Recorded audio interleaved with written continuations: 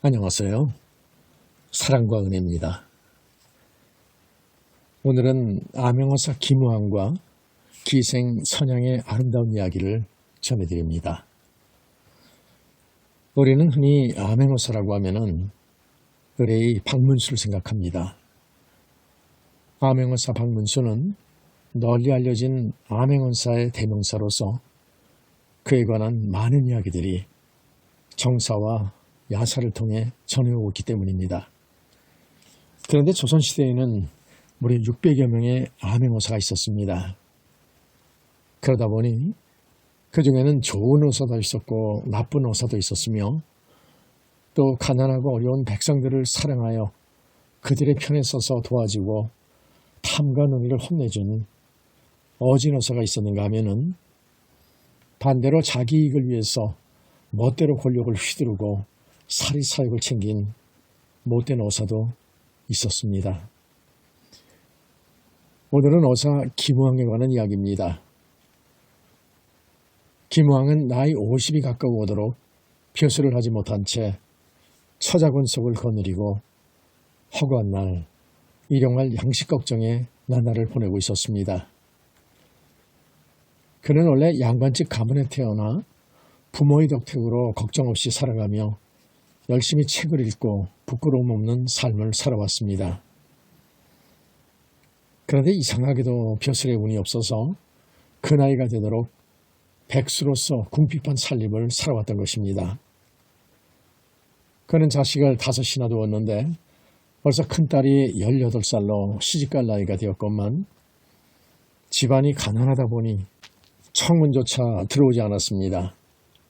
그러다가 절친한 친구가 며느리감을 구한다고 해서 청혼을 하였는데 그러고 나니 더욱 애가 타는 것이었습니다. 그때 김우한은 갑자기 양주에서 사또로 행세하고 있는 12촌 형님이 생각이 났습니다. 그를 찾아가 도움을 받아야겠다고 생각하고 찾아갔습니다. 그러나 면전에서 망신만 당하고 쫓겨나왔습니다. 그때 기생 선양을 만나 큰 도움을 받는 것입니다. 선양은 17살의 어린 나이였지만은 김우한의 사람됨을 알아봤습니다. 그래서 그를 위해 성심성의를 다하는 것입니다.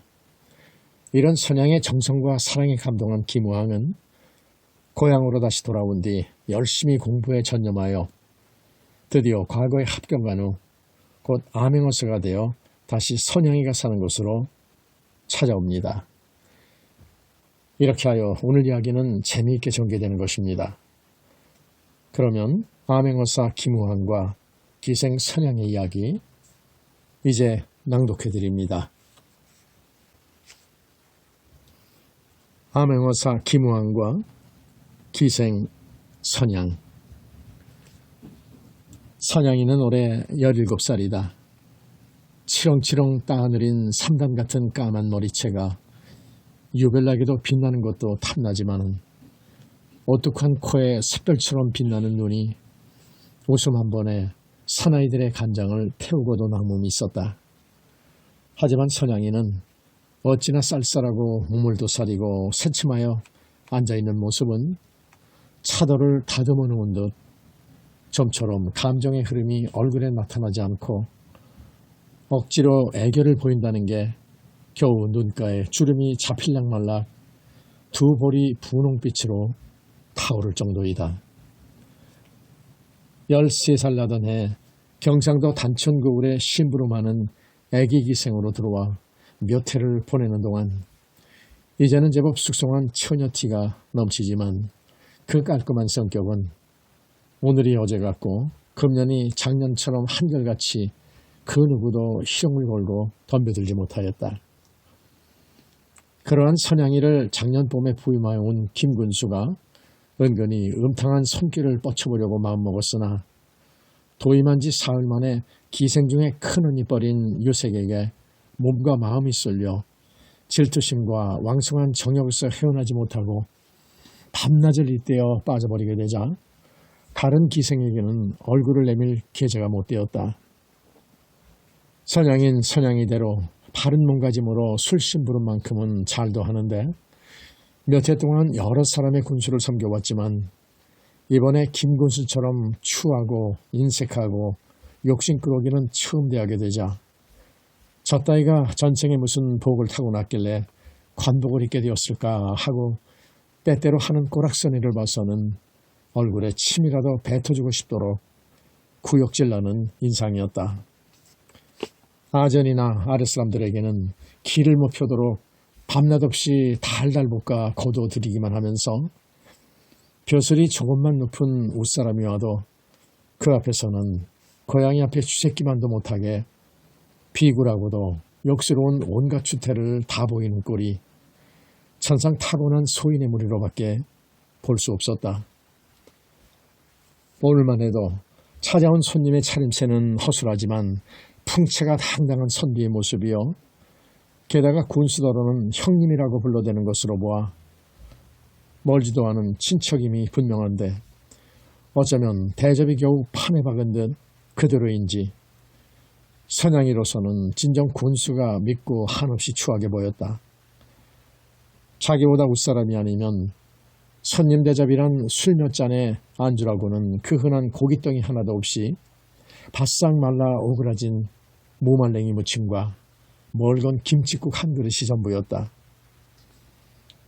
아침 저녁으로 산의 진미를 앞에 벌려놓고도 입맛이 나질 않는다고 투정을 하는 자가 남을 대접한다는 게 그토록 초라하다는 것은 아무리 좋게 보려고 해도 제대로 된 사람의 인정이 아니었다.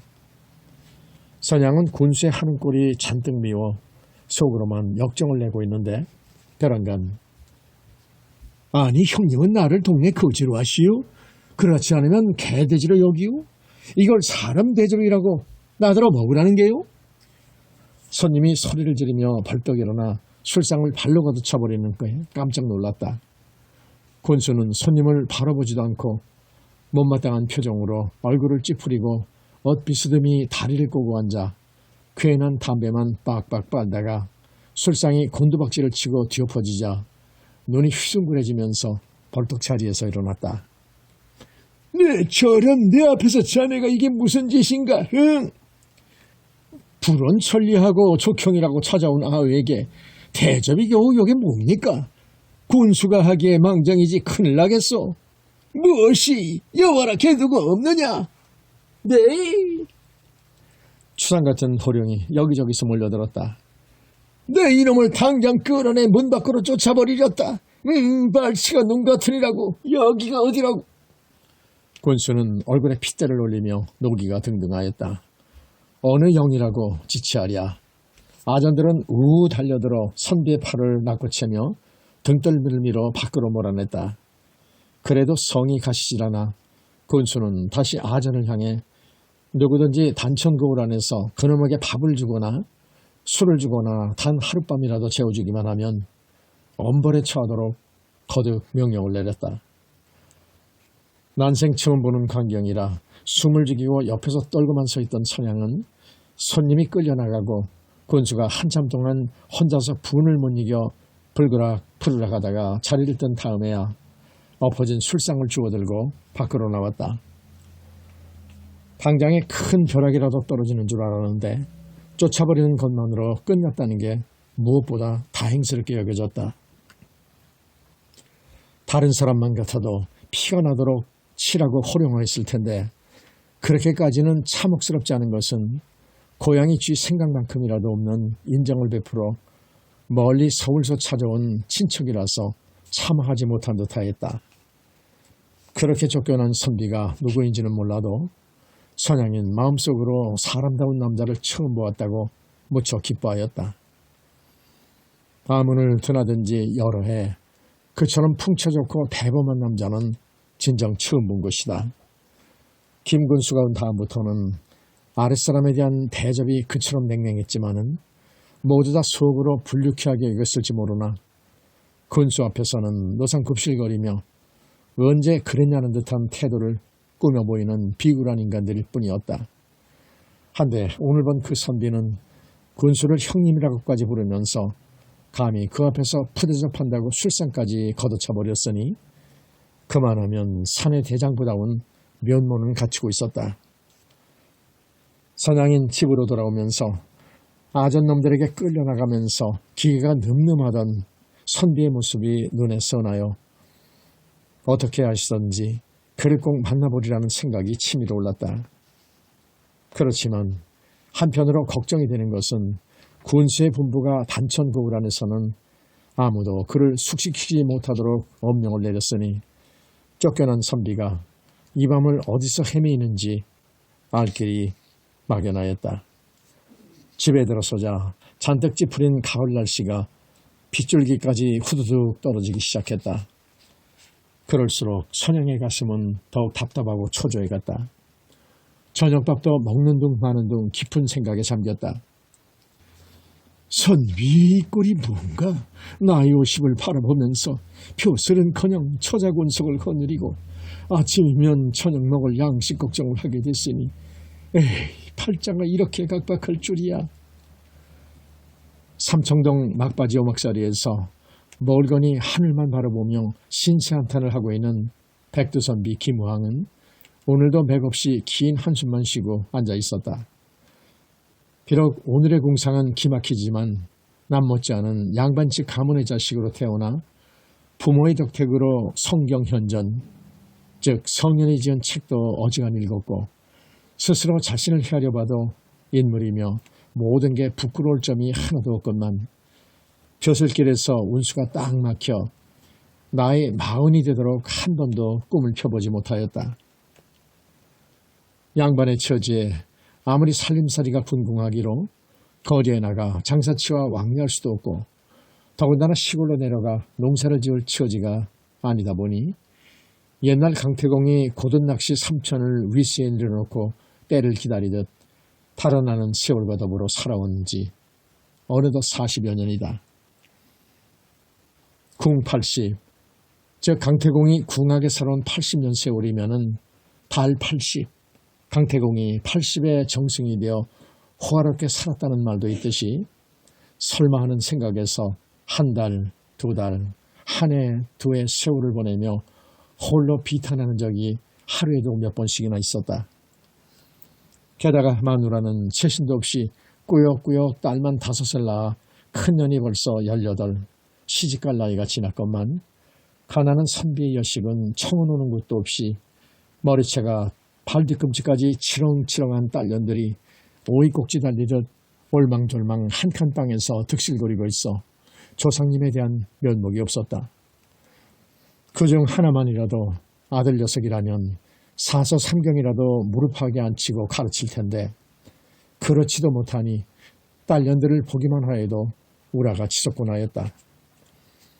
그렇다고 아무렇게나 상놈의 집안에 며느리로 줄 수도 없고 밥술이나 굶지 않고 가문이 허술치 않은 혼처는 나서질 않아 일구열심 신세한탄만 하고 있는데 하루는 우연히도 옛 친구가 찾아와 이런저런 이야기 끝에 용인에 살고 있는 절친한 친구가 며느리감을 구한다는 소리를 듣고 귀가 번쩍 뜨여 딴 데 구할 것 없이 내 딸은 어떠냐고 말을 꺼낸 것이 인연이 되어 정혼까지 하게 되었다. 정혼을 하고 나서 한시름 잊었나 싶었는데 막상 혼인날이 가까워지고 딸을 보낼 생각을 하니 아무리 가난하지만 양반의 처지에 덩그러니 알몸뚱이만을 가마에 태우고 보낼 수가 없었다. 아무리 없다고 해도 신부의 옷 몇 벌과 이부자리며 시부모의 의상 몇 벌은 장만해야 할 텐데 당장 온 식구가 몇 차례씩 기어 입은 반도로스로 여름 한 차를 나는 처지에 그런 생각을 하니 눈이 뒤집힐 지경이었다.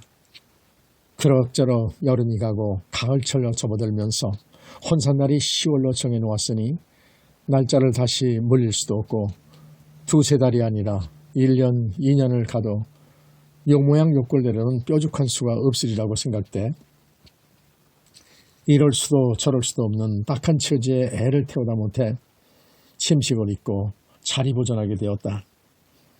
한편 마누라도 남편의 심정을 모르는 바 아니었다. 심화병으로 자리에 누운 채 끙끙대며 앓는 게 진정 몸이 아파서가 아니라 가난병임에 틀림없었다. 마누라의 걱정은 태산만큼이나 컸다. 그러고만 누워 계시면 어떡해요. 몸만 더욱 상하시지. 억지로라도 일어나서 정신을 가다듬으세요. 지극히 근심스러운 얼굴로 대해주는 마누라의 간절한 말에 대답할 기운도 없이 창밖 새카맣게 걸린 처마 위로 훤히 트여있는 하늘만을 내다보며 눈만 껌뻑일 뿐이다. 궁즉변, 변즉통. 궁해지면 변하고 변하면 통해지는 법인데 원 이럴 수가 있나 하고 또 한 번 속으로 신세 타령을 되풀이 하는데 번개같이 머리에 떠오르는 생각이 있었다. 그러면 그렇지. 내가 그만 깜빡 잊어버리고 있었군. 혼자 중얼거리며 자리에서 벌떡 일어나 앉았다. 마누라는 근심기가 구름 덮이듯 하였던 남편의 눈동자가 금세 또렷하게 빛이 나며 자리에서 일어나는 모습을 보고 반색을 하며 말했다. 그러셔야죠. 이제 억지로나마 버리죽이라도 좀 드시고 정신을 차리세요. 하고 반겨하며 불이 나게 부엌으로 내려가는 순간 여보 이제야 됐어 하며 큰일이나 지른 듯이 소리를 질렀다. 됐다니요? 뭐가 됐어요? 내 그년 시집보낼 걱정을 몹시 했는데 이 지금 어려움을 면하게 됐어. 가만 계시다가 갑자기 무슨 생각을 하셨길래 그러세요? 남편이 됐다고 좋아하는 게 도무지 무슨 소리인지 알 수가 없어 혹시 정신이 잘못 되지 않았는가 싶어서 은근히 걱정스럽기까지 하였다. 왜 양주에 사시던 십이촌 형님이 계시지 않은가? 그랬어요. 그 형님이 지금 경상도 단천거울에 군수로 있는데 재물엔 밝으니까 돈량이나 모았을 게야. 당장이라도 내가 찾아가서 딸년을 시집 보내게 되었다면은 우리 집 형편을 잘하는 처지에 모른다고 할 수 없겠지. 많이는 몰라도 시집 보낼 경비는 보태줄 걸세. 내일이라도 당장 단천으로 떠나야겠어. 남편은 뜻밖의 말을 들려주었다. 듣고 보니 그럴싸하기도 하지만은 친척이 될 뿐이지 평소에 피차간 아는 체하지 않고 지내오던 것을 생각하면은 어쩐지 신통한 대접이 있을 것 같지 않고 게다가 경상도 단천이라면 한양서 500리나 되는 머나먼 길인데 걔까지 어떻게 가는가 하는 생각에 글쎄요. 마누라는 반신반의 한마디 할 뿐 더 이상 잘됐다고 맞장구를 쳐주지 않았다. 진작에 생각이 났으면 벌써라도 떠났을 것인데 말일세. 남편은 금방 다 된 듯이 원기가 싱싱하며 곧 떠날 눈치였다. 워낙 형편이 딱하고 보니 그만두라고 권할 수도 없었다. 한때 추석이 며칠 안 남았으니 추석이나 지내고 떠나야겠어. 떠나야 하겠다는 마음은 점점 굳어갔다. 남들처럼 떡이야 술이야 차리지도 못한 채 그래도 추석 명절이라고 오랜만에 온 식구가 흰쌀밥으로 배를 채우고 그날 중에 단천으로 향해 길을 떠났다. 단천까지 500리 길. 노자도 수월찬이 진유할 것이지만 여기저기서 긁어모아 겨우 돈 단량을 주머니에 넣고 한양을 떠난 것이다. 길에 나선 행색이 호사스럽지는 못하나마 그래도 양반의 티는 갖추고 의젓이 남양을 향해 가며 저녁이면 늘에 주막이 드는 것이 아니라 도중에서 탐문하여 문객을 맞아들이는 집을 찾아 한양 이야기로 한몫 보며 대접도 받아가며 가는 길이었다. 집을 떠난 지 보름이 넘어서야 단천 땅에 다다랐다. 비록 생소한 곳이지만 산천도 반겨맞는 듯 우선 마음이 포근함을 느꼈다. 대체 형님의 이 거울에서 정세가 어떤지 알고 싶어 만나는 대로 말을 건네보았으나 모두들 똑같은 소리로 왜 대기 아맹것으로도 되시오? 제발 오사출도나 한번 봤으면 속이라도 시원하지. 내 원참. 말도 말아요. 군수라는 약자가 유색인가 무색인가 하는 기생년에 헐딱 빠져서 백성들 따위는 헐벗는지 굽는지 아랑곳할 게 뭐요? 어느 누구의 이야기를 들어보아도 군수를 칭찬하는 말이란 눈꼽만치도 들어볼 수 없었다. 그거 큰일이군. 그토록 백성들에게서 원성을 듣고서야 오래 갈 수 있나? 모처럼 군수자리를 얻어왔는데 여색의 눈이 어두웠어야 될 말인가. 우항은 혼자 속으로 중얼거리며 가슴에 못이 얹은 듯 답답한 생각을 거둘 수가 없었다. 그야 어쨌든 이해까지 왔으니 찾아보고 소원이나 이루어졌으면 다행이라고 마음먹으면서 단천읍으로 들어섰다. 황은 어스름역이어서 아문은 이미 다쳐 찾아볼 놈도 못 내고 아문 가까이 있는 객주에 들어 행장을 풀었다. 객주 주인은 한양서 찾아온 군수의 친척이란 걸 알고 대접이 끔찍하였다. 이튿날 문이 열리기를 기다려 문지기에게 사연을 이야기하였다. 이름을 적어갖고 들어간 자가 나오더니만 군수께서 오늘은 공사가 바빠 일체 손님을 만나시지 않기로 되었습니다. 다음날 다시 오시죠. 하는 소리에 가슴이 철썩 내려앉았다. 필경 내가 온 줄을 몰라서 그렇지 알기만 한다면 그럴 리가 있는가 싶어 그러면 내가 찾아왔다는 사실을 군수께 여쭙기나 했소? 하고 재차 물어보았다. 글쎄 오늘은 절대 못 만나십니다. 하고 딱 잡아댔다. 아마 무슨 급한 일이 생겨 그렇거니 여길 뿐 설마 자기가 찾아왔다는 것을 알고 눈살을 찌푸리며 못하러 먼 곳까지 찾아왔느냐고 일부러 만나주지 않는 줄은 꿈에도 생각하지 못하였다.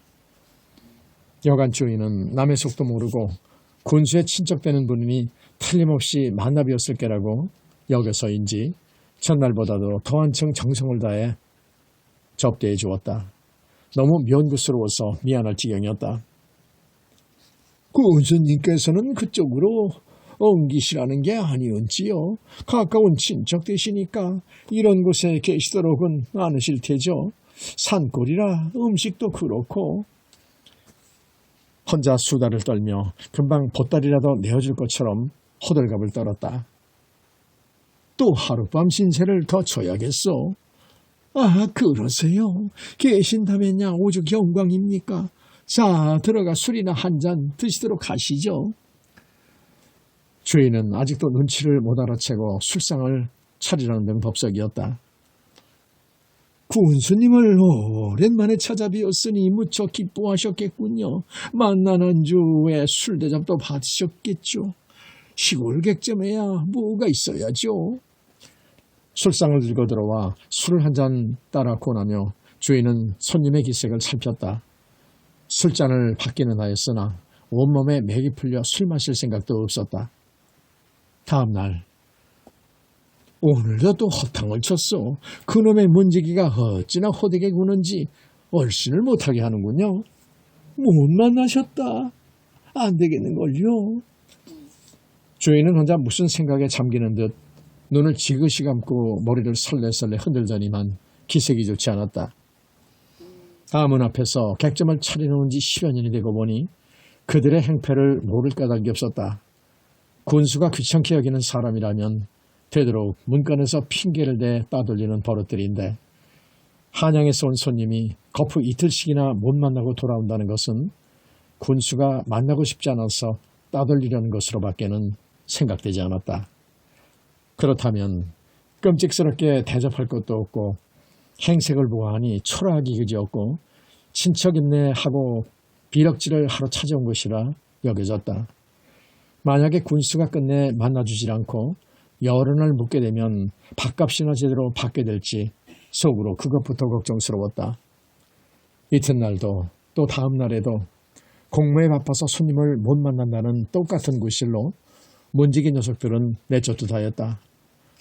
내가 온 걸 전달이나 하였느냐고 따지면 그야 누구든지 알게 마련이죠. 하는 말을 들어보면 알고도 만나주지 않는 건지 혹은 아전놈들이 애당초 알리지도 않고 그러는 건지 짐작할 수가 없었다. 설마 한양에서 불언 천리하고 찾아온 사람을 그것도 모르는 남도 아닌 터에 알고서 만나주지 않을 것 같지는 않았다.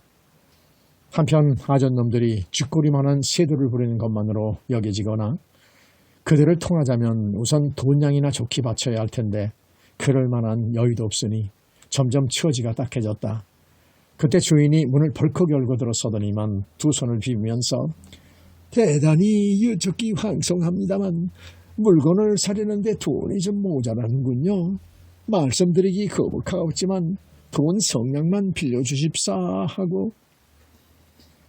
여간비는 관리라면 떠나는 날 세마는 것이지만 물건 산다는 핑계로 돈을 빌려달라는 데는 못 주겠다는 구실이 서질 않았다. 그러나 주머니엔 성냥은커녕 단 서푼도 남아있지 않았다. 제 아무리 속으로 통탄한들 단돈 성냥이 없이 버젓한 양반 태도를 보이지 못하니 한없이 서글펐다. 그러나 그만한 일에 아주 기가 꺾여버리기도 안 되어서 말은 점잖게 전했다. 집에서 노잣돈을 얼마 갖고 떠났더니만 이럭저럭 중도해서 다 써버리고 남은 게 마침 없구만. 내일이라도 형님을 찾아뵙기만 하면 곧 갚도록 하지. 여관조에는 밤낮으로 돈을 달라고 한 것은 아니었지만 성냥만 구워달라는 게 속이 빤히 들었다고요. 이렇게 대답해버렸다. 주인은 더 이상 뭐라고 빈정대지는 못했으나 찡그린 얼굴빛이 속으로 역정을 부리는 게 역력하였다. 그러건 말건 내 친걸음이니 이쪽에서도 이제는 여관집 신세를 톡톡히 질셈치고 끝장을 봐야겠다고 속으로 단단히 마음먹었다. 열흘, 보름, 20날이 지났다. 여전히 문지기와 승강이를 하며 문에서 한 걸음도 더 들여놓아 보지 못한 채 속을 태우며 아침 저녁으로 들락날락할 뿐인데 늦은 밤중에 주인이 들어오더니만 마침 잘 되었소이다. 내일 군수께서 성 밖으로 행차를 하신다니 일찍 길가에서 기다리시다가 지나갈 때 겨자 앞에 뛰어들어 뵙도록 하는 게 제일 빠른 길일 것 같습니다. 이대로 앉아서 두세 달을 기다려도 힘들죠. 하며 접견할 꾀를 알려주었다. 듣고 보니 그럴싸한 의견이었다. 정말 행차는 한다든가? 무렴요. 하도 한양 손님이 닦여서 제가 구원주께서 행차하는 날만을 수소문하여 온 거립시오. 아전들의 이야기니 틀림없을 겁니다. 자리에 누워 공공 생각해보니 그렇게 해보는 도리밖에 없었다. 무조건 기다리기만 하여서는 정말 두세 달이 아니라 2, 3년이 지나도 싹이 노랄 것만 같았다. 다음날 일찌감치 여관을 나와 길목을 지키고 선노라니 거의 중낮이나 되었어야 군수의 행차가 떠들썩했다. 정신을 바싹 차리고 서 있다가 군수가 타고 있는 교자가 앞으로 가까이 오자 앞뒤 가릴 것 없이 성큼 뛰어들면서 형님! 하고 소리를 지르면서 길바닥에 넙죽 엎드려 절을 하였다. 이에 군수는 의외라는 듯 한참 내려다보더니만 자네가 웬일인가? 언제 여기로 왔길래 이렇게 길에서 나를 찾는가? 하고 짐짓 위험있게 목총을 뽑아 물어보는 것이었다. 만나러 온 지가 한 달이 가까웠다는 것과 매일같이 아문을 찾아갔지만 들어갈 수 없었노라는 그동안의 형편을 대강 호소하였다. 그래, 그런 걸 통 모르고 있었구만. 내 금세 다녀올게. 자네 먼저 들어가 기다리게. 여봐라, 이 손님을 돈으로 모셔라. 아전에게 명령하고 그대로 가버렸다. 아전을 따라 비로소 그렇게도 들어가기 힘들었던 아문 안으로 들어가 동원에 앉아 있으려니 저절로 긴 한숨이 새어나왔다. 지난날 고생이 어떻든 이제는 반 이상 소원을 이룬 듯한 마음의 안도감에서 나오는 한숨이었다. 금세 다녀오겠다던 군수는 저녁 반나절이 지나고 황혼이 어두워지는데도 돌아오질 않았다. 단천에까지 와서 문 안에도 들어서보지 못하고 수십일을 기다려왔던 것인데 이제 비로소 얼굴을 대하고 말까지 주고받아 보았으니 기다리는 것쯤은 견딜 수 있으나 저녁 때가 되자 시장기가 나서 그것만은 참아내기 힘들었다. 군수님의 손님으로 모시라는 분부까지 하였으냐 아무리 우매한 아전놈들이라도 점심때쯤은 대접이 있어야 할 텐데 아무런 기척도 없이 그대로 넘겨버려 속으로 잔뜩 괘씸히 생각하고 있는데 저녁 때가 가까워오자 시장기가 더하여 허기증이 일었으나 체면을 보아서라도 배가 고프니 먹을 것을 달라고 청할 처지도 못되어 이제 늦게라도 돌아오기만 하면 처음 만났으니 진수성찬에 대접이 융숭하리라는 기대감을 가지고 애써 참을 수밖에 없었다. 밖이 어두웠어야 군수는 돌아왔다. 일찍 돌아온다는 게 그만 늦었구만. 여보라, 술상을 드려라. 라고 소리를 질렀다. 시장은 하지만 먼저 반겨 맞는 뜻으로 술부터 한잔하자는 것이려니 여겼다. 이렇고 몸맥시가 날씬하고 어느머로 뜯어보나 매화꽃 같은 처녀가 술상을 들고 들어왔다. 한데 앞에는 술상이라는 게 말이 아닐 만큼 허술하기 짝이 없었다.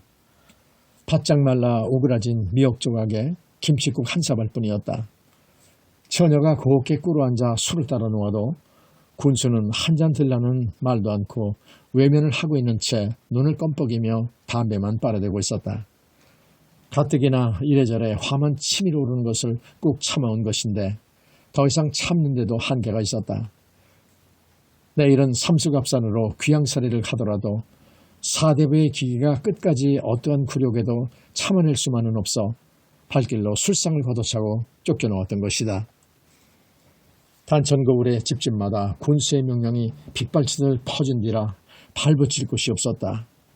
객주나 여관집에서는 애당초 문을 열지 않고 팔만 휘휘 내저었고 이것저것 찾아다녀도 쉬쉬하는 판에 어느 누가 감히 인심을 써서 처마 미칠 망정 머물러 있도록 허락할 자가 없었다. 게다가 가을비는 처량하게 내리고 날은 어두워 방향조차 알 수 없었다. 비를 맞으며 어딘지도 모르는 채 막연한 심사에 얽혀서 한참을 가노라니 길녘 무성한 숲이 있어 그 속에라도 들어가 비를 피하며 날이 밝기를 기다려보리라고 어슬렁어슬렁 기어들었다. 어둠 속에서도 좀 편히 앉아 있을 만한 곳을 더듬어 찾는데 바로 눈앞에 비스듬한 언덕이 어렴풋이 보이고 흐릿한 불빛이 새어나왔다. 사람 사는 집 같지는 않고 필경 거지 떼거지들이 자는 곳이려니 여겨서 그 속에서라도 하룻밤을 보낼 생각으로 불빛을 따라가 보니 언덕을 의지하여 파놓은 토굴이 나타났다. 거짓대 소굴이 아니라 의지할 데 없이 홀몸으로 신장사를 하며 살아가고 있는 꼬부라진 영감이 호롱불 밑에서 신을 삼고 있었다. 이 넓은 천지에 다섯 자몸 하나를 의탁할 집 한 칸이 없는 영감. 그 많은 사람들 중에 한 사람도 의지할 친척이 없는 영감. 깊은 산골짜기에 떨어진 외톨 밤 같은 영감. 물론 문패도 번지도 호적도 없는 토굴 속 가물거리는 호롱불 하나가 60평생을 지키는 유일한 벗인 것이다. 촉촉한 집 한 올이 두 올이 엮어가며 초저녁에 시작한 신 한 짝이 거의 다 되어가는데 난데없이 성큼 들어서는 그림자가 있었다. 누구요? 목소리를 높였다. 평생 가야 밤중에 토굴 속에서 영감을 찾는 사람이라곤 없었기 때문이다. 아, 예. 지나가는 길손이 비는 오고 갈 곳이 마땅찮아 죄송스럽지만 하룻밤 신세를 지려고요. 이 위로 조금만 올라가면 집이 얼마든지 있는데 왜 하필 이런 곳을 찾아오시오? 사정이 좀 딱해서. 무작정 좁은 토굴 안으로 들어선 김우왕은 영감을 눈여겨보니 심술을 피울 것 같지도 않아 자기가 당한 억울하고 딱한 사정 이야기를 대략 털어놓았다. 영감은 이야기를 다 듣고 나더니만 허리에 차고 있던 신끈을 끌어놓으며 새까맣게 그걸로 잘 보이지 않는 담배통을 찾아내 한 대 피워불며 연신 가느다란 눈을 껌뻑였다. 그래, 저녁이나 자셨소? 대답할 말이 없었다. 영감은 한쪽 구석에서 깨진 돌솥을 길선 앞에 놓으며 뚜껑을 여는데 잘 익은 감자가 반쯤 담겨 있었다. 얼마 안 되지만 이거라도 자시오. 무릎 앞으로 밀쳐주었다. 고맙습니다. 한마디를 할 뿐 따사로운 인정이 몸에 스며드는 듯하여 감격해 마지 않았다. 조금 전까지도 비를 맞으며 헤매이고 다닐 땐 길가 나무숲에서 비를 피해 몸이나 의지하였으면 하는 생각뿐이었는데 감히 먹을 것까지는 엄두도 못 내었던 것이다. 한 알, 두 알, 감자는 입에 넣기가 바쁘게 목을 간지리며 꿀꺽 넘어갔다. 평생을 궁하게 살아왔지만 감자라는 게 어떠한 고량 진미보다도 더욱 만나는 것이었다. 어느새 손바닥이 드러났다. 그걸로 시장기나 멈추겠소? 옆에서 아무 말도 없이 담배를 뻑뻑 빨며 바라보고 있던 영감은 길손이 마지막 감자를 들자 비로소 입을 열었다. 정말 잘 먹었습니다. 뭐에 별맛이야 있겠소. 시장하니까 그러시지. 그런데 구은수라는 사람이 정말 친척이라면 어디 그런 도리가 있담. 한참을 생각한 끝에 그제서야 영감은 못마땅한 얼굴로 군수를 비난하였다. 배도 어지간히 부르고 영감과 마주 앉아 세월과 신세 타령을 주고받는데 벼랑간 톡을 받기 떠들썩하며 발자국 소리가 들려왔다. 에쿠, 이놈들이 기어이 얘까지 나를 쫓아와 못살게 구는구나 하는 생각이 들면서 몸이 부르르 떨렸다. 창밖 빗소리는 여전히 요란하고 바람조차 설레이는데 선양은 벽에 기대인 채 꼼짝을 못하고 눈만 깜빡깜빡하며 골똘히 생각에 빠져 있었다. 지금쯤 서울 손님은 어디를 헤매고 있을까? 집집 문간마다 서름을 받아가며 비바람을 무릅쓰고 무척 떨고 있을 테지. 술 한 잔도 못 든 채 나와버렸으니 속인들 오죽 쓰라리랴. 사내 대장부란 말만 들어왔지 정말 그 손님이야말로 처음 보는 대장부였는데 쟤까지 군수 따위야 인품으로 치자면 어디 그분 앉았던 자리엔들 가까이 할 만한 위인인가. 이런 생각을 되풀이하면 할수록 한양 손님을 어떻게 해서든지 꼭 찾아서 만나야겠다는 애틋한 마음이 가슴속에서 불을 질렀다. 그렇지만 동서남북 어디로 간 줄 알고 찾아 나선단 말인가. 아무리 머리를 쥐어짜도 막막할 뿐이었다. 예, 매화야. 돌이 개 있니? 몸종 매화를 불러 심부름꾼 돌이란 놈을 찾았다. 매화는 종종 걸음으로 문을 열어잡고 밤중에 벼랑간 돌이는 왜 찾으세요? 하고 눈을 휘둥그레 뜨고 쳐다보았다. 좀 심부름을 보내야겠다. 집안에 있느냐? 네, 있나 봐요. 도리를 불렀다. 말이 없고 충직한 총각놈이었다. 부르셨어요? 밖에 심부름을 좀 가야겠다. 어딜요? 선양이는 이러한 모습과 차림을 한 사람이 서울 가는 길을 떠나 비가 오고 해서 제대로 길도 못 가고 헤매일 테니 그런 사람이 눈에 띄면 한양에서 오신 분이냐고 물어봐서 그렇다고 하거들랑 아무 소리 말고 남의 눈에 띄지 않게 집으로 데려오라고 일렀다. 말을 듣고 나서 돌이란 놈은 어이가 없는 표정으로 방울 같은 눈을 크게 뜨고 한참 동안 말이 없다가 대체 그분이 누구신데요? 비 오는 날에 이름도 모르고 성도 모르고 어떻게 찾습니까? 그러기에 너더러 찾아보라는 게 아니야. 두 말 말고 빨리 가봐. 돌이란 놈은 머리를 서걱서걱 긁으며 네, 찾아뵙지요. 하고 대문을 나섰다. 도리의 생각에도 어이없었지만은 심부름을 시키는 선양 자신의 생각에도 어이없음을 느꼈다. 어딜 가서 어떻게 찾을 것인가. 한데 내가 왜 이럴까. 자기 스스로도 모를 일이었다. 그러나 한번 생각을 돌이켜보면 한평생을 관가에서 기생으로 늙어 죽을 몸도 아니요. 언젠가는 남자를 섬기고 살아야 하는 게 당연한 일인데 이런 시골 구석에서 지렁이나 굼벵이 같은 인물들에게 몸을 바쳐 헛되이 썩어버리기보다는 사내다운 남자를 만나 비록 몇째 첩이 되더라도 사랑과 정성을 다하여 섬김이 보람이 있는 게 아니냐는 생각이 솟았다. 다행히 도리놈이 어느 길목에서 만나 모시고 와주었으면 오죽 천행이냐는 기다림에 시각을 다투어 초조해지기까지 했다. 아무리 기다려도 도리란 놈은 돌아오질 않았다. 바람결이 휩쓸려 입지는 소리만 요란하여도 행여 인기척인 아닌가 싶어 귀를 기울였다. 이웃집 개 짖는 소리가 울어대어도 가슴은 한없이 설레었다. 처마 및 빗방울 소리는 여전히 주룩거리고 기다리는 사람은 안 오고 해서 우두커니 앉아 있어도 보고 털썩 누워도 보고 일어서서 서성거려도 보고 창문을 열어보고 하였으나 타는 심장만이 입술이 마르도록 안타까울 뿐 밤은 점점 깊어가는데 도리란 놈은 그림자도 나타나지 않았다.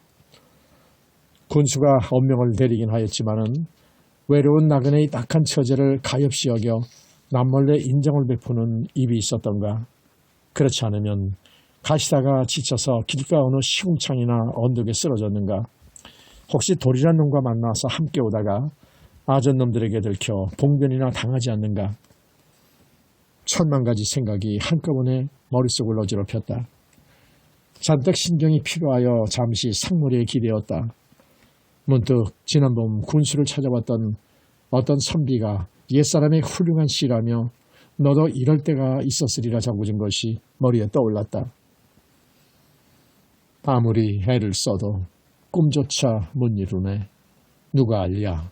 이 한밤 이내 심정을 베갯머리 눈물 솟고 뜰에는 빗 뿌린다.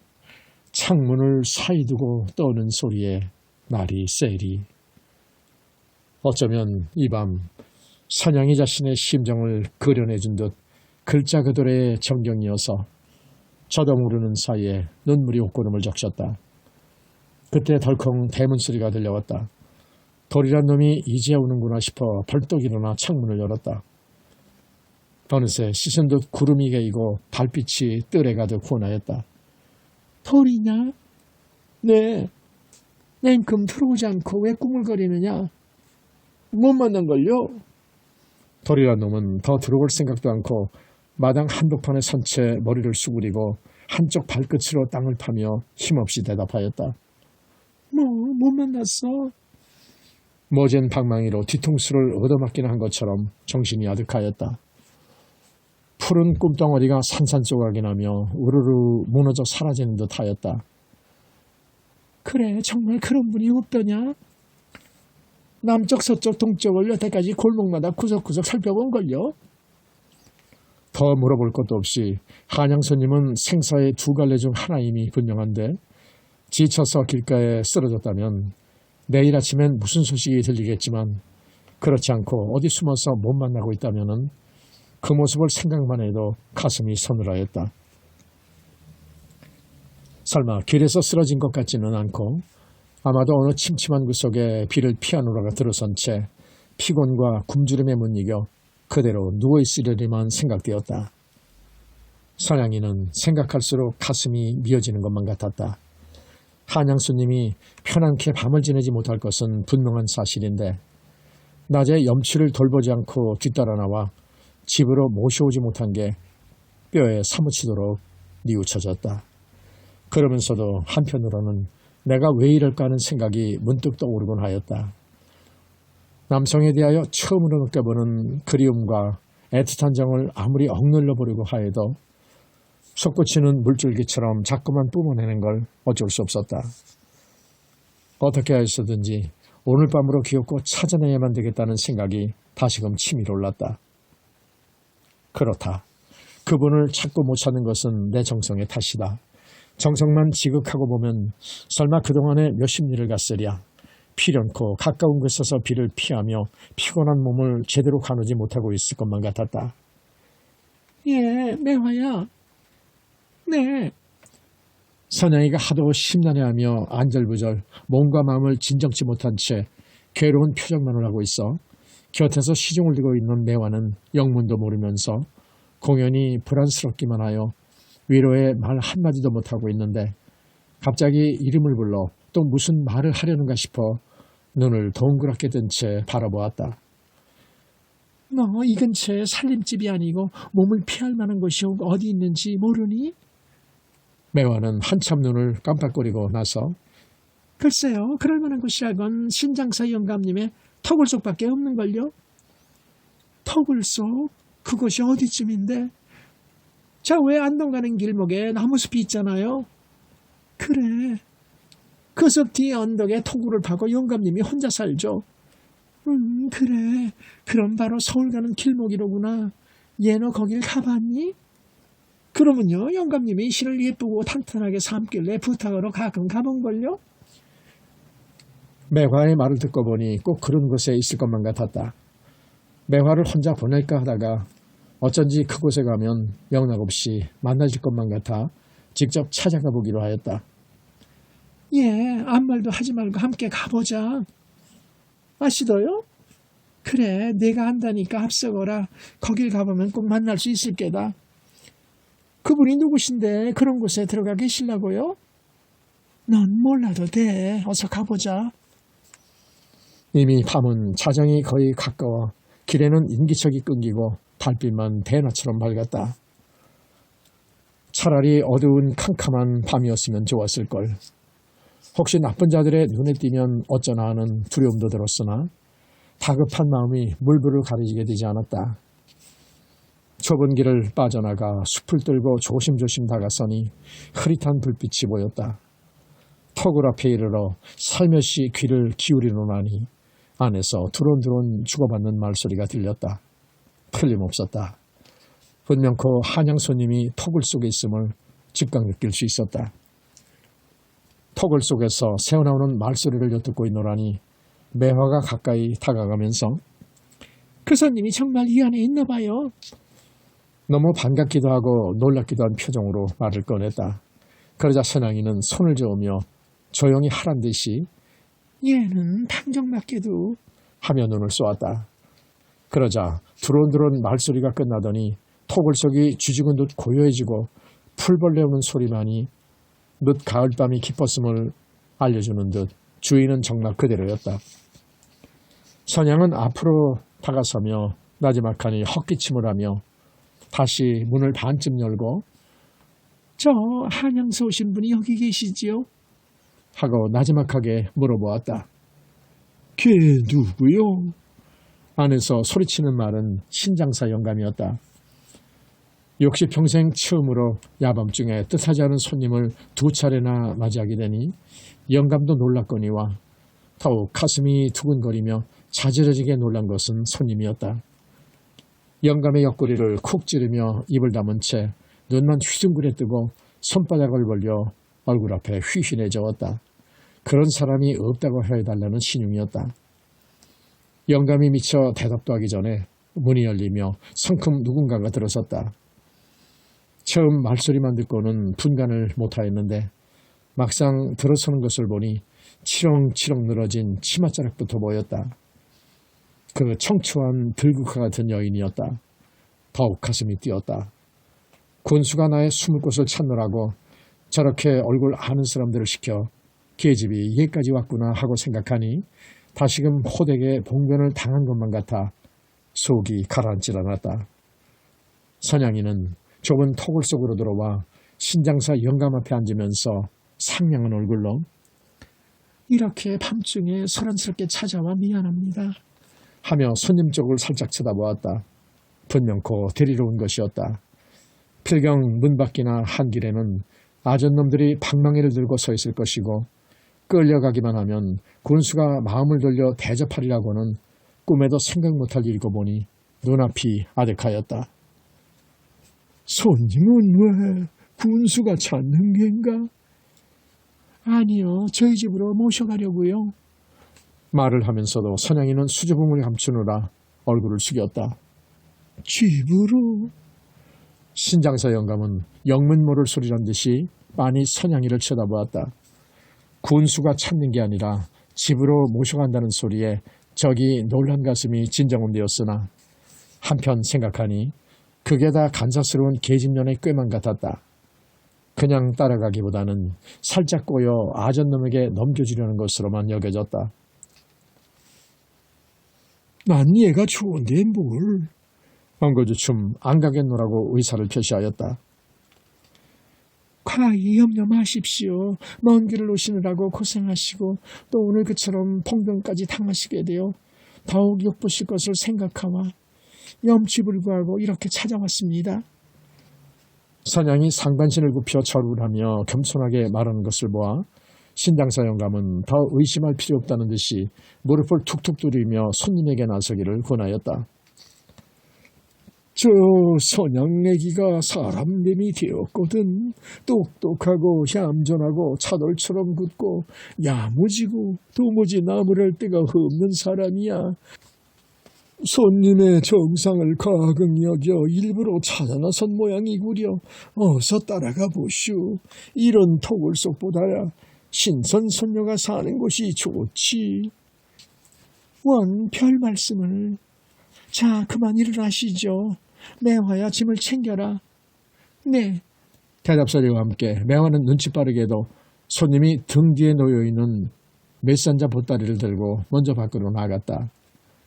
하룻밤 모처럼 정들어 구수한 이야기나 주고받으면서 몸을 의지하려던 토굴 속을 나서려고 하니 왠지 서운한 마음도 없지 않았다. 영감, 정말 신세가 많았습니다. 다음날 인연이 있으면 다시 만나게 되겠죠. 신세랄 게 있습니까? 부디 몸이나 조심하십시오. 신장사 영감은 한길까지 나와 세 사람을 보냈다. 말없이 선양의 뒤를 따르긴 했으면서도 속으론 어쩐 영분인지 몰라 별 생각이 다 들었다. 그녀의 표정과 말투로 보아 결코 자기를 해치려 하는 것이 아닌 것만은 틀림없지만은 무엇 때문에 군수에게 쫓겨나온 사람을 일부러 밤중에까지 찾아와 자기 집으로 가자는 것인지 아무리 생각을 해보아도 모를 일이었다. 이었고 대문을 열고 인도하는 곳은 깨끗하고 아담스레 꾸며놓은 선양의 안채 사랑방이었다. 매화는 불이 나게 쇠순물을 떠오고 선양이는 장롱을 뒤져 명주옷 한 벌을 꺼내 갈아입도록 하였다. 삽시간에 거지 신세가 황제의 호사를 누리는 것이나 다름없었다. 선양이는 진달래꽃으로 타오르는 두 볼에 기쁨을 감추지 못하는 표정이면서도 수줍고 부끄러움에 연신 고개를 수그리고 나였다. 김우왕 역시 권에 못 이겨 하라는 대로 얼굴을 씻고 옷을 갈아입으면서도 영문을 몰라 어리둥절할 뿐이었다. 매화는 술상을 가져왔는데 살아생전 구경도 못한 진수성찬이 가득하였다. 자, 피곤하실 텐데 술부터 한 잔 드시죠. 선양이가 손수 따르며 고나였다. 나 같은 것을 어째서 이렇게 대접하는 건지. 제대로 말이 나오지 않았다. 긴 말씀은 나중에 드리죠. 지금 군수가 사방으로 수소문을 하고 있으니까 우선 딴 데 갈 생각 마시고 당분간 저희 집에 묵고 계세요. 밖에만 나가지 않으시면 아무도 모를 것이옵니다. 낱낱이 사정을 알고 하는 말이니 보살펴주는 정이 고마웠어라도 하라는 대로 할 수밖에 없었다. 한양서 이곳 그 먼 길을 군수는 왜 찾아오셨어요? 이렇게 묻는데 뭐라 대답하기가 부끄러웠다. 그러나 사실대로 말하지 않을 수가 없어 딱한 사정을 모두 들려주었다. 다 때가 있습니다. 조금 더 상심치 마시고 좋은 때를 기다리세요. 용도 잠드는 때가 있다는데. 선양이의 부드러운 말솜씨가 고맙기 이를 데 없었다.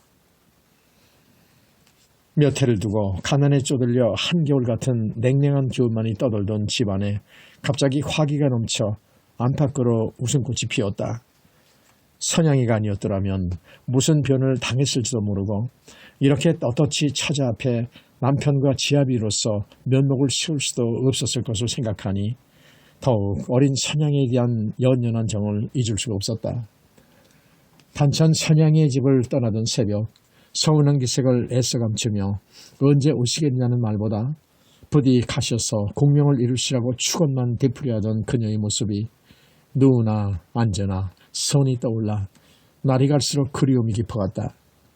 그런 곡절은 알지도 못하고 집에서는 단천 군수가 인정을 크게 베풀어 주었거니만 여겨서 애어른 할 것 없이 말끝마다 군수 아저씨를 끄집어내는 게 구역질 나도록 거슬렸다. 제발 그 군수 소리 좀 하지 마라. 듣다 못해 역정을 내며 소리질렀다. 그게 무슨 말씀이시오? 우리가 은혜를 입으신 분인데 애들이 그러기를 어떻소? 마누라는 남편의 속도 모르고 되려 나무라물하며 은혜를 모르다니 별말이냐는 티였다. 실은 그런 게 아니야. 군수에게서는 턱을 잇기는커녕 곤장까지 맞을 뻔했어. 아니 그러시면 그 말은 재물은 누가? 마누라의 눈이 휘둥그레졌다. 단천 가서 군수를 못 만나 서름받던 일이며 만나서 술상을 걷어차고 쫓겨나온 일이며 밤중 토굴 속에서 선양이를 만나게 된 연유이며 어린 기생이지만 비범한 여인이라는 걸 비로소 들려주었다. 기생 선양이가 어쩌고 하는 이야기를 처음 들을 땐 눈에서 불이 났으나 전후 사연을 자세히 듣고 나니 그 여자를 기생이라고 함부로 깔볼 수 없는 여정 호거림이 분명하였다. 게다가 남편뿐만 아니라 온 집안의 화기가 선양에게서 온 것임을 알게 되자 더욱 선양이라는 기생이 만나보고 싶다는 마음까지 들었다. 그런 줄을 까맣게 몰랐었군요. 그 선양인간 기생을 데려오시지 그랬어요. 데려오다니 선비의 몸으로 기생을 데리고 올 수야 있나? 지금이라도. 예서단천이 500리 길인데 그리 쉬운가? 뒷날 만날 때가 있겠지. 말은 이렇게 하면서도 속으로는 당장이라도 데려왔으면 오죽 좋으랴 싶은 생각이 불현듯 치밀어 올랐다. 그러나 선양이는 부귀공명을 이루도록 하라고 축원하지 않았는가. 그야 내일이라도 청운의 뜻을 성취한다면 선양이쯤 데려오는 건 힘든 일도 아니고 또 보고 싶으면 찾아가기도 쉬운 일이지만 집구석에 묵은 책이나 뒤지는 초라한 선비의 모습으로는 도저히 안 될 일이었다. 선양이를 더욱 반갑게 만나기 위해서는 어떻게 하셔든지 벼슬길에 오르도록 힘쓰는 게 유일한 길이었다. 무엇보다 선양이가 공명을 성취하라고 바라는 것도 단천 군수보다는 높이 올라서라고 기대하는 게 아니었던가. 내년 가을에 대과가 있으니 기어코 장원급제를 해야겠다고 다시 한번 비장한 결심을 하며 선양에 대한 생각도 억지로 잊고 기나긴 겨울밤을 새워가며 과급을 준비해 여념이 없었다. 한편 선양이는 잔뜩 시름에 겨워 도사리고 앉은 채 김우왕이 떠나기 전날 밤 추웅에 못 이겨 치마폭에 큼지막한 글씨를 써주고 갔는데 부드러운 정은 물과도 같은데 좋은 기약은 꿈과 같다 라는 글을 찬찬히 획을 따라 더듬어 보면서 마음은 한양 500리길에 날아가 있었다. 글씨에 꿈틀거리는 획마다 김우왕의 팔이 움직이며 덥석 꿔서 끌어안을 것만 같았다. 일어나 창문을 열어보았다. 구름 덮인 하늘엔 별 하나 보이지 않고 무심코 잎새만 바람에 날려 마당귀를 휩쓸었다. 함한자 곡조의 시한 구절을 읊어보았다. 누런 잎은 바람 없이 절로 지고 가을 구름은 비도 안 오는데 항상 흐려만 있다. 하늘도 정이 있으면 그도 또한 늙으리. 자꾸만 흔들리는 하늘 금할 길 없네. 슬프다. 그 옛날 즐거움은 꿈결 같아. 깨어보니 아무데도 찾을 길 없네. 뼛속까지 스며드는 정한의 안타까움을 풀어볼 길이 없었다. 내 마음 돌덩이가 아니라 구부려 버릴 수도 없고 내 마음 돗자리가 아니라 걷어치울 수가 없다네. 그래서는 안 될 줄을 알면서도 마음대로 할 수 없는 심정을 혼자서 울어도 보고 웃어도 보고 아무리 속을 태우면서 기다려도 한 번 떠나간 한양의 그리우님께서는 1년이 넘도록 소식조차 없었다. 세상 남자들의 마음을 못 믿는다고는 하지만 김우왕만은 그럴 사람이 아니었다. 겨울이 가고 봄이 오면 그래도 무슨 소식이 있을 줄 기다렸는데 봄, 여름 다 지나가고 다시 가을이 깊어오도록 첩첩 시름만 쌓아서 갈 뿐 정말로 모든 게 한바탕 꿈으로 끝나버리는가 싶어 왈칵 눈물이 쏟아졌다.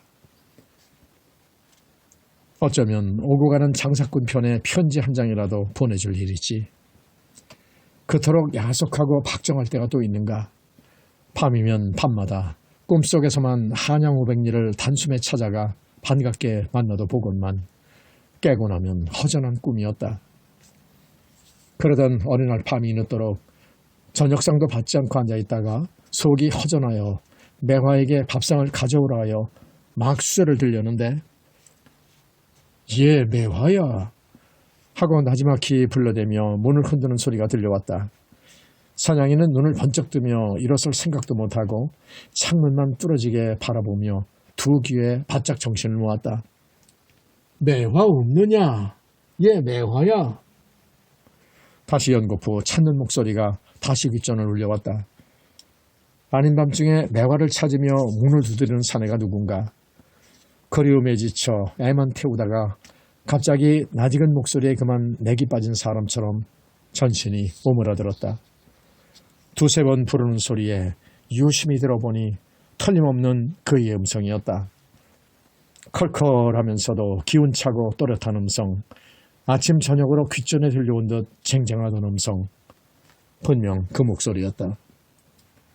정말 오셨구나.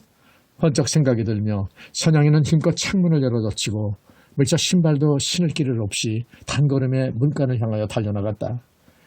닫힌 문 앞에 딱 마주 서면서 그래도 다시 한번 귀를 의심하여 걔 누구시지요? 하고 나지막히 물었다. 나야, 문 좀 열어. 그립던 목소리였다. 문을 열며 와락 달려들어 팔로 끌어안으며 눈물을 흘리는 선양이를 덥석 부둥켜 안고 등을 어루만지면서 한참 동안 두 사람은 서로 아무 말도 못하였다. 대체 어쩐 일이세요, 이 밤중에? 선양이 먼저 입을 열었다. 문 안에 들어서는 기색을 살펴보니 허름한 옷차림은 여전히 궁상 그대로일 뿐만 아니라 오히려 작년보다도 몇 갑절 더한 듯 말이 아니었다. 대관절 어쩐 일이십니까? 한양서 언제 떠나셨기에 옷이 이처럼 더러워지셨나요? 예, 매화야, 빨리 세수물 더 올리고 장롱 속에서 옷을 꺼내오너라. 서장이는 한참 동안 수선을 피웠다. 말도 말게.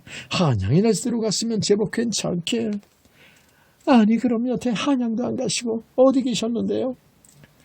서장이는 설마 나를 괄시하진 않을 테지. 내 이야기를 좀 들어봐. 선양이가 그렇게 정성껏 마련해준 재물을 싣고 가다가 충주 땅에 들러 높은 채를 넘으려는데 산속에 숨었던 도둑놈들 떼굴 습격을 당하여서 몽땅 빼앗기질 않았겠나. 해구머니나. 새빨간 거짓말인 줄 모르고 선양이는 기겁을 하도록 놀랐다. 그래서 어떻게 되셨어요? 그래서 하는 수 있나? 알몽뚱이만 남게 되었으니 무슨 면목으로 한양으로 가겠는가? 곰곰 생각하다 못해 춘천 강원 등지로 떠돌면서 남의 집 사랑방 신세를 지고 있었지. 저런, 왜 진작 찾아오시지 않으셨어요? 공연히 객지에서 고생만 당하시면서. 그럴 생각이야 하루에도 몇 번씩 솟았지만 자네에게 온다는 것은 더욱 낯이 부끄럽지 않은가. 그래 1년을 떠돌다 보니 남의 집 신세도 한도가 있지. 무한 세월 그럴 수도 없고 다시 가을철이 되니 자네 생각이 부쩍 더하되 그려. 설마 나를 관찰할 것 같지는 않아. 이렇게 염치불구하고 찾아오는 길일세. 원 서운한 말씀도 하시네요. 어디 남의 집이라고 염치를 찾으시고 또 괄세란 무슨 당치 않은 말씀이세요? 초라한 모습이라고 선양인 조금도 딴 눈치를 보이지 않고 오히려 늦게 찾아온 것만을 서운하게 여겼다. 매화가 옷을 들고 들어왔다. 초가을에 한양계신님을 그리워하며 고이 다듬어 정성스레 지어 간직하였던 명주옷이다. 옷을 지어놓고도 언제나 입게 되실까 늘 걱정스러웠는데 마침 오셨군요. 선양이는 수줍음도 없이 달려들어 입고 있는 헌옷의 옷고름을 끌어주었다. 새 옷을 갈아입으면서 유심한 눈길로 선양이를 바라보았다. 세상에 어쩌면 이렇게도 다정스럽고 의리가 있는 여자가 있을까. 속으로 이런 생각을 하면서 다시 한번 선양이를 빤히 들여다보았다. 왜 자꾸만 저를 보세요? 하도 보고 싶었던 얼굴이라 시간 봐야지. 아이 참. 양쪽 볼이 이글이글 타오르면서 살짝 고개를 수그리는 모습이 더욱 못 견딜 만큼 귀여웠다. 예, 매화야, 저 상은 그만 내 가거라. 저녁상을 받다 말고 내버려둔 채였지만 가슴이 터지도록 부풀어 올라 아무것도 입에 넣을 생각이 없었다. 저기 밥상이 있구먼. 밤도 늦었는데 새로 지을 게 있나? 자네가 먹다 남은 게 있으면 그거나 주게. 매화가 들고 나가려는 것을 도로 가져오라고 하여 무릎 앞에 갖다 놓았다. 수저도 건드려보지 않은 채로 차린 것임을 보고 확인하려는 듯 자네도 아직 저녁을 안 들었군. 자, 이걸로 같이 드세. 하면서 먼저 선양이에게 젓가락을 집어주었다. 전 괜찮아요. 어서 드세요. 다시 수저를 건네주다 말고 참 저걸 치워야지 하면서 벗어놓은 헌옷을 돌돌 뭉쳐 문방마루로 내던졌다. 아니요, 그 옷은 버리지 말어. 성큼 뛰어나가 옷 뭉치를 집어들고 들어왔다. 그 옷이 아니라도 입으실 게 집안에 얼마든지 있는데 그런 건 왜 집어들고 그러세요? 하며 다시 빼앗다시피 낚고채 문 밖으로 더 멀리 던졌다. 후, 안 된다니까 그러네. 그 옷을 강아지라도 물어가면 어쩌려고. 황급히 나가서 여전히 소중한 물건이나 되는 듯이 움켜안고 들어오는 것을 보고 선양이는 벽에 기대어 선 채 한참 동안 무엇을 생각하는 듯 하였다. 자, 앉아. 어서 저녁이나 드세. 때저런 옷구러미를 옆에 놓고 밥상 앞에 펄썩 주저앉았다. 저를 그렇게 속이세요. 저는 정성을 다하여 받드느라고 애를 쓰는데 그처럼 저에게 숨기신다는 것은 너무나 서운해요. 하면서 선양이는 손수건으로 눈을 가리고 어깨를 들먹이며 소리 없이 눈물을 흘렸다. 왜 이러는 거야? 선양이 어깨를 잡아 흔들며 도시 모를 일이라는 표정이었다. 이젠 제가 다 알았어요. 암행어사가 되셔서 오시고도 저를 끝까지 속이려 하세요. 뭐? 암행어사? 그건 또 어떻게 알아차렸는가 싶어 점점 놀라는 치하였다. 아니시라면 그 헌옷 뭉텅이 무엇 때문에 그리 소중히 여기시는 거예요? 참으로 영리한 여자였다. 글쎄 왜 이러는 거야? 울긴 또 무엇 때문에 울어? 그러지 말어. 옷이라는 게 아무리 헐었어도 그렇게 던져버릴 수야 없지 않나. 끝까지 김우왕은 자기의 행색을 감추려 하였다. 그러나 선양이는 점체로 속아 넘어가지 않았다. 좋아요. 그처럼 저를 못 믿고 숨기시려는 뜻은 저를 천한 계집이라고 여기시는 까닭일 거예요. 그러시다면 저 같은 것은 이 자리에 감히 함께 앉아있을 수가 없지 않아요? 하면서 수심이 가득하여 일어나 밖으로 나가려 하였다. 김우왕이 따라 일어서며 치맛자락을 잡아 끌었다. 처음 생각엔 끝끝내 행색을 숨겨보려 하였지만은 벌써 눈치로 알아채고 그처럼 뿌리치며 나가려 하는 데는 사실을 실토하지 않을 수가 없었다. 이봐 선양이 그러지 마라. 내가 좀 지나쳤어. 사실 자네에게야 내가 숨길 게 뭐 있나. 그러나 이번에 지극한 성은을 입어 어사히 대명을 받들고 내려왔어. 선양이의 팔을 잡아 다시 앉혔다. 선양이는 말이 떨어지자 황급히 일어나 날아갈 듯이 어사 앞에 절을 올렸다. 이건 또 왜 이러는 거야? 김우왕은 당황하였다. 상공께서는 나라의 어명을 받고 내려오신 존귀한 분이니 천한 소녀가 어찌 감히 절을 드리지 않을 수 있사옵니까? 선양이의 표정은 지극히 엄숙하면서도 어딘가 기쁨을 못 이겨 하는 태도가 역력했다. 자네와 나 사이에 내 벼슬을 따지는가? 되려 내가 자네한테 큰 절을 해야지. 황송하신 말씀을. 이리하여 두 사람 사이에는 잠시 가려웠던 엷은 구름은 사라지고 화창한 봄날보다도 더 즐겁고 따뜻한 밤은 깊어갔다. 저 한 말씀 여쭙겠어요. 뭔데? 깊은 물속에 놀이는 고기처럼 마음대로 유영하다가 갑자기 정중한 말을 꺼내자 어사는 뭐냐며 당황하였다. 제가 여쭤볼 말씀은 아니지만 어사께서 이거울 군수영감을 어쩌실 테예요? 어쩌긴 뭘 어째? 말은 그렇게 하면서도 가슴에 걸리는 것을 꼬집어낸 듯하여 머리에 선뜻함을 느꼈다. 아닌 게 아니라 단천을 향하여 내려오면서도 그것이 걱정거리였다. 마음 내키는 대로 분풀이를 하자면 당장의 죄상을 하나하나 따져 경을 치르게 하고도 싶지만은 그렇게 하는 게 좀 지나치지 않을까 하는 생각도 들었던 것이다. 어사로 오셨으면 군수의 모질고 사나운 꼴을 그대로 버려둘 수가 없지 않으세요? 어떻게든지 처단을 내리셔야 하실 텐데 그걸 어떻게 하시겠냐는 말씀이에요. 그래, 자네 생각엔 어떻게 했으면 좋겠나? 그것부터 들어보세. 아이고, 저 같은 게 뭘 알아요. 나란 일을 하시는데 하찮은 제가 무슨 말씀을 올려요. 아니야. 정말 어떻게 처분을 내리는 게 좋을지 생각대로 말해봐. 은근히 다짐하여 묻는 어사의 말이 농담 같지만은 않았다. 정말 제 말씀을 들어주시겠어요? 들어주다 뿐인가? 자네 생각이 나보다 뛰어날 게야. 아이, 정말 못하는 말씀도 없으시네요. 제가 뭘 알아요. 다만 소녀의 생각에는 상공께서 어사출도를 외쳐 군수를 혼내시게 되면 남들이 묵은 분풀이를 하는 게라고 수군거릴 게 아니에요. 떳떳이 나란 일을 하시는데 왜 그런 말씀을 들으시겠어요? 그렇지, 그래. 어떻게 해야 하나? 사실은 망설이는 중이야. 그래, 어떻게 했으면 좋겠나? 선양이는 반드시 누워 천장만을 쳐다보고 있다가 몸을 어사에게로 돌리면서 의견을 말하였다.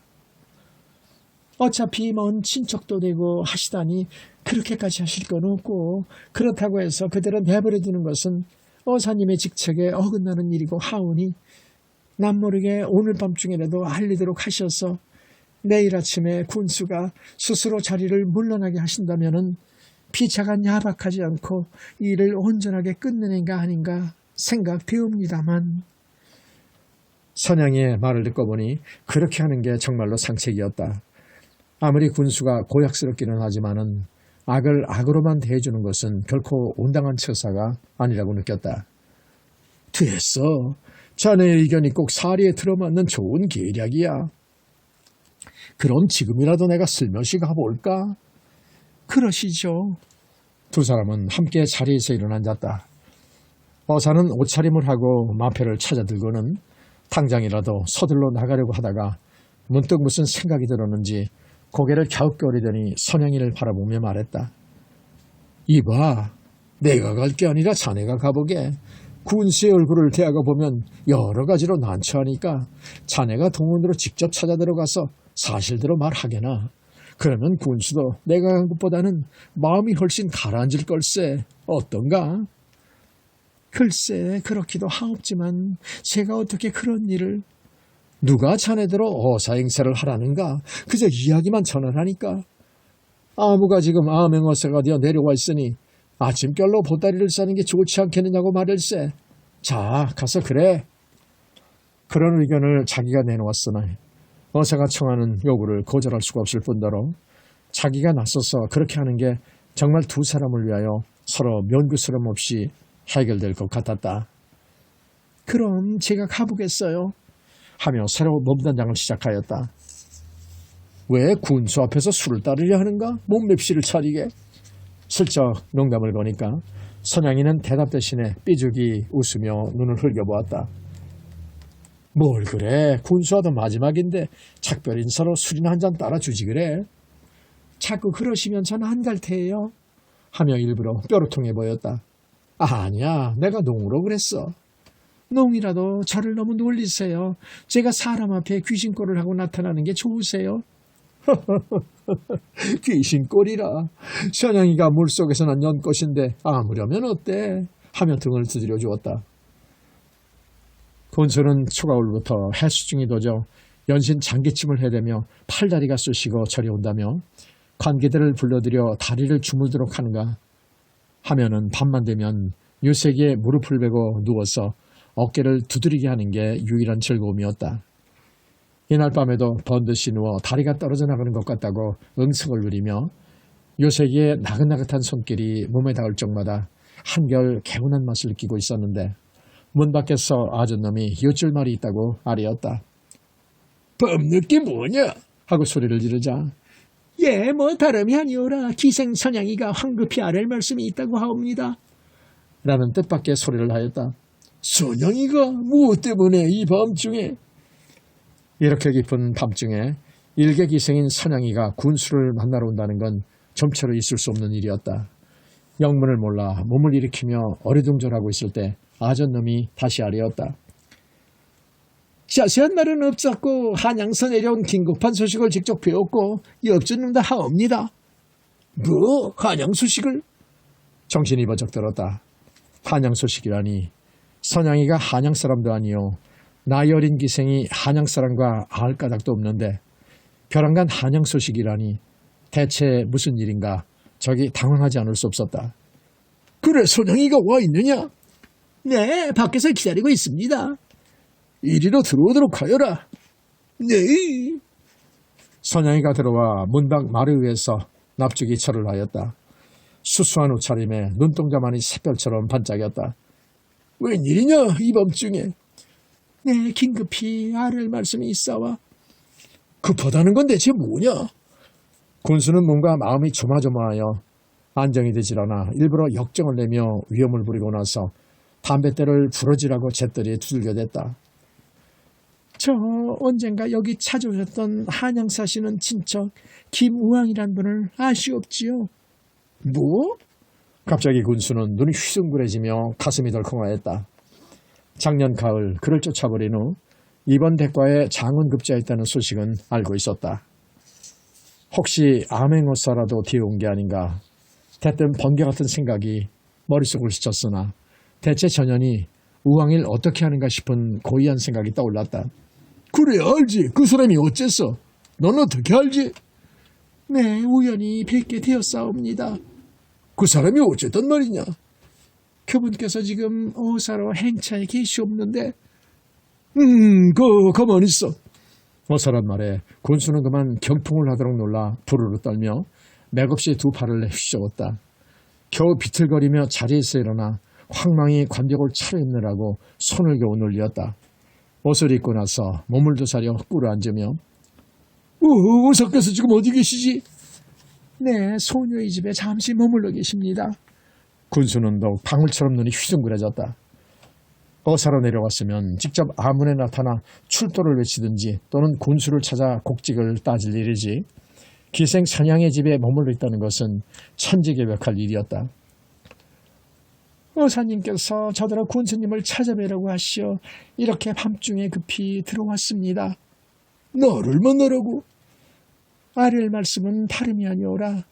직접 만나는 것은 피차간에 어색한 일이라고 하옵시며 되도록 오늘 밤중으로 짐을 싸서 내일 아침 해 뜨기 전에 단천을 떠나시는 게 좋겠다 하옵니다. 군수는 기가 막혀 말이 나오질 않았다. 어사로 내려온 것은 분명하고 또 선양이를 시켜 그런 말을 전해온 것도 틀림없는 사실이라고 느껴졌다. 어사가 당장 눈앞에 나타나 있다면 감히 머리를 들어 쳐다볼 수도 없는 일이지만 유색이와 선양이 앞이라 마지막 순간까지도 군수로서의 위험을 잃지 않으려 하였다. 어서면 어서지 군우의 수령을 아무 까닭 없이 떠나가라는 법이 어디에 있는가? 무엇 때문에 내가 이국을 떠나는 게 좋겠다는 게지? 예, 여기 적은 게 있습니다. 선양이는 품에서 두루마리 종이를 꺼내어 군수에게 주었다. 그것을 받아잡는 군수는 점점 얼굴이 흑빛으로 변해가며 종이를 펼쳐잡은 손을 와들와들 떨었다. 거기에는 군수가 도임한 이래 오늘까지의 죄상을 하나하나 따져가며 자세히 기록해 있었기 때문이다. 큰 사건은 말할 것도 없고 군수 자신도 기억이 흐릿할 만큼 잊어버린 조그만 일들까지 세밀히 적혀 있었다. 일이 이쯤 되고 보니 더 뻗대어볼 여지가 없었다.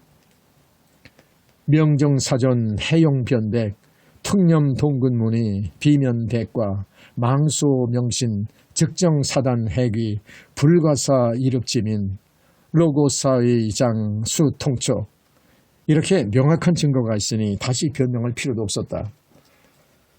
특히 친척된 의리를 생각하여 큰 업무를 끼치지 않도록 하니 바라건대 내일 새벽으로 사표를 내고 떠나도록 하라.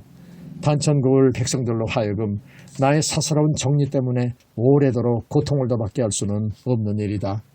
나는 글까지 끝자락에 씌어 있었다.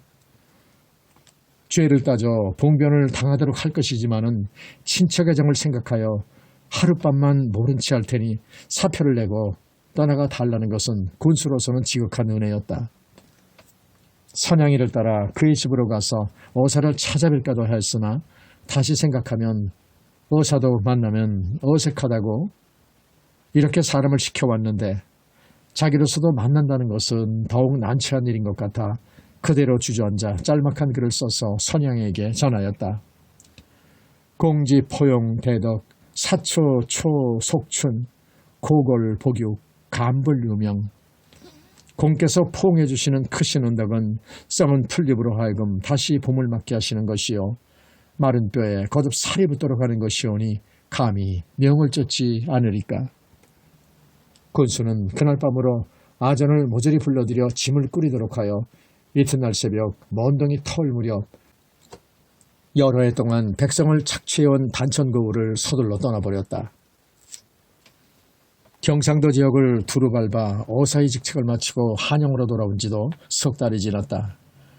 어느 하루인들 선양의 생각을 하지 않은 적이 없었다.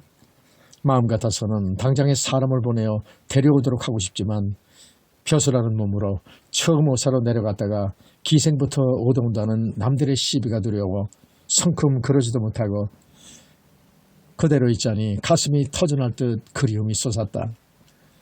선양의 얼굴이 아련히 떠오를 적마다 샛별 같은 눈이 자기를 향하여 원망하는 것만 같았다. 장부 일은 중천금. 사내의 말 한마디가 천금보다 무겁다는데 어느덧 약속을 잊어버렸는가 다짐하며 약속한 눈물만을 흘리는 듯 싶었다. 단천을 떠나던 날 매화를 데리고 심리밖까지 따라오며 차마 못 보내는 서운한 심정을 말은 못하고 눈물로 옷깃을 적셔내리던 정경이 눈에 선하였다. 자, 그만 들어가. 내 올라가면 두세 달 안으로 꼭 데려오도록 마련할 테니. 라는 말을 몇 번이나 거듭하며 겨우 돌아서도록 하였던 것이다. 그러나 약속한 석 달이 벌써 넘어버렸건만 데려올 방도도 서지 않았다.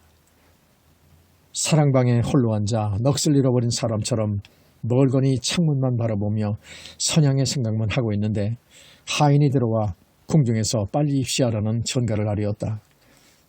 거의 저녁때가 다 되었는데 임금께서는 무슨 일로 찾으시는가 하여 황급히 관복을 갈아입고 궁궐로 향하였다. 조정의 중신들 대부분이 편전에 임금님을 모시고 앉아 있었다. 숙종대왕은 보위에 오르신 지 오래되어 춘추가 높으셨고 오랜 정사에 요즘 와서는 자주 병석에 눕곤 하였다. 이날도 조정을 파한 다음 온종일 심해가 울적하여 저녁 때 신하들을 모아앉히고 한가롭게 이야기나 주고받으면 정신이 유쾌할 것 같아 갑자기 중신들만을 불러들이도록 한 것이었다.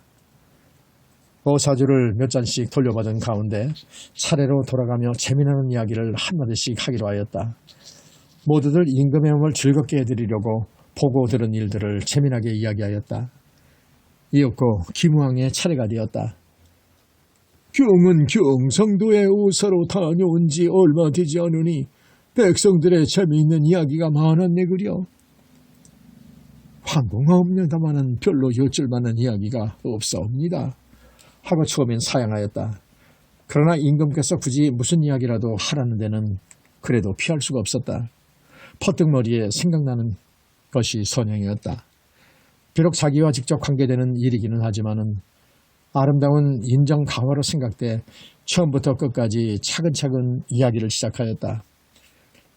이야기가 토굴 속으로 선양이가 찾아오는 대목에 이르자 임금은 젓가락을 두들겼고 다시 폐물을 갖추어 말두피를 씌워보내는데 이르러서는 소리가 나도록 연상 상을 두드렸고 헌옷 집어들는 걸 보고 어사인 줄 알았다는 대목에 이르자 몸을 좌우로 흔들어대며 더욱 젓가락을 두들겨 젓가락이 그만 반이나 휘어버렸다.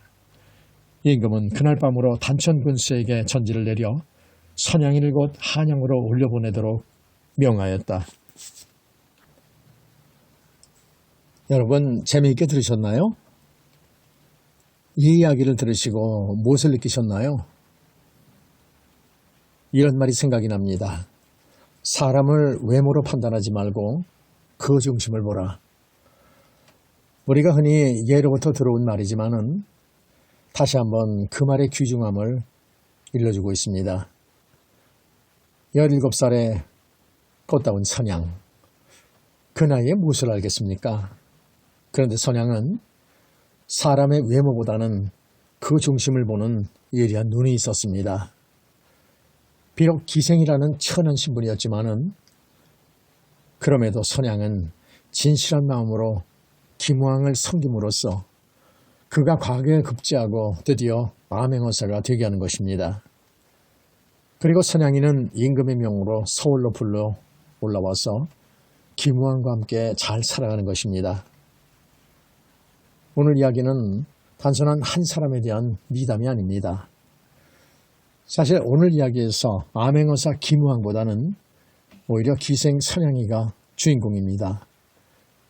이름 없고 천한 한 사람의 진실과 사랑이 얼마나 큰 힘이 되며 또 나아가 어떤 결실을 가져올 수 있는 것인지를 우리에게 보여주고 있는 것입니다.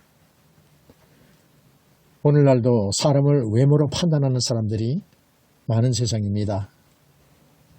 돈이 사람을 판단하고 사회적 지위가 사람을 판단하고 아파트의 평수와 자동차의 종류로 사람을 구별하는 세상입니다. 예나 지금이나 이런 현실적인 세상 그리고 이런 사고방식으로는 진정한 인재를 알아볼 수도 그리고 발굴할 수도 없는 것입니다. 오늘 우리 주위가 선양이와 같은 사람들로 가득하다면 얼마나 아름다워질 수 있을까 잠시 생각해 봅니다.